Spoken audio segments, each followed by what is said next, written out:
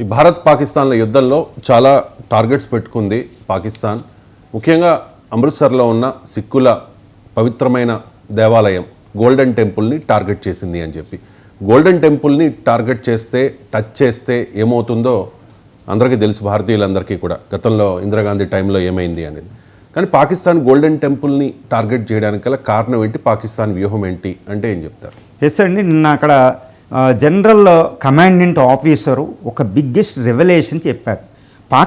భారత పాకిస్తాన్ యుద్ధం జరిగేటప్పుడు, అంటే మే 7, 10 మధ్యన యుద్ధం జరిగేటప్పుడు 4 రోజుల్లో ఈ పాకిస్తాను తీవ్రంగా అటాక్ చేసిందంటే గోల్డెన్ టెంపుల్ని. గోల్డెన్ టెంపుల్ని ఎందుకు అటాక్ చేసింది? గోల్డెన్ టెంపుల్ మీద అటాక్ జరిగితే భారతదేశంలో ఏం జరగబోతుంది? అది దాని లక్ష్యం ఏంటంటే అసలు భయంకరమైన విస్తుగొలిపే నిజం ఒకటి ఉందండి. ఇది విశ్లేషణ ద్వారానే మనం తీసుకురావచ్చు. కానీ ముందు ఏం చెప్తానంటే, ఈ గోల్డెన్ టెంపుల్ని ఎలా రక్షించింది భారత ఆర్మీ అనేది చాలా ఇంపార్టెంట్. L-70 అని ఎయిర్ డిఫెన్స్ గన్నల్ని మోహరించింది. బట్ ఈ మోహరించడానికి గోల్డెన్ టెంపుల్ ప్రెమిసెస్లో వెళ్ళాలి అంటే గురుద్వారా ప్రతినిధులు అంగీకరిస్తేనే వెళ్తుందన్నమాట. అందువల్ల భారత ఆర్మీ అభ్యర్థన చేసి గురుద్వారా కమిటీని అభ్యర్థన చేస్తే ఈ గన్నలను లోపల మోహరించడానికి, యాక్చువల్గా ఆయుధాలు పట్టుకెళ్ళడానికి ఉండదు. ఆపరేషన్ బ్లూ స్టార్లో మనం ఆయుధాలు లోపలికి వెళ్ళినందుకు ఎంత కాంట్రవర్సీ, ఇందిరాగాంధీ ప్రాణమైపోయింది. కానీ గురుద్వారా ప్రబంధ కమిటీ వీళ్ళు ఏంటంటే ఈ గన్నలు లోపల పెట్టడానికి ఆర్మీ అభ్యర్థిస్తే, వాళ్ళు అంగీకరిస్తే L-70 అని ఎయిర్ డిఫెన్స్ గన్నలు లోపల పెట్టారు.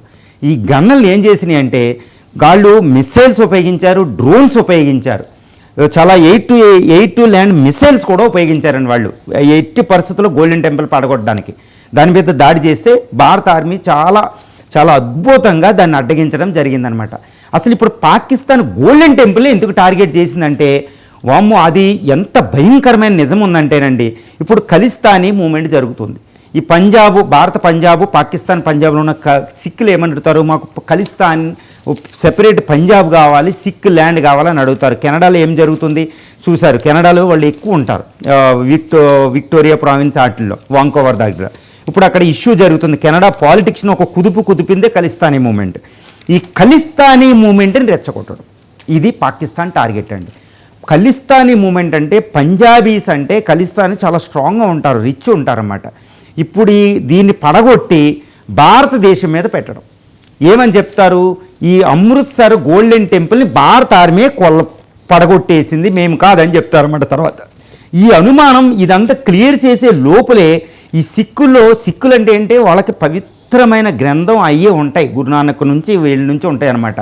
ఇప్పుడు దీన్ని పడగొట్టగానే భారతదేశంలో సిక్కులకి హిందువులకి అతిపెద్ద గొడవ తీసుకురావడం, ఖలిస్తానీ మూమెంట్ని పీకెస్ట్ స్టేజ్కి తీసుకెళ్ళడం అన్నమాట. అంటే వాళ్ళు ద్విజాతి సిద్ధాంతం చెప్పారు, మత కలహాలు సృష్టించి భారతదేశాన్ని డివైడ్ చేయడం.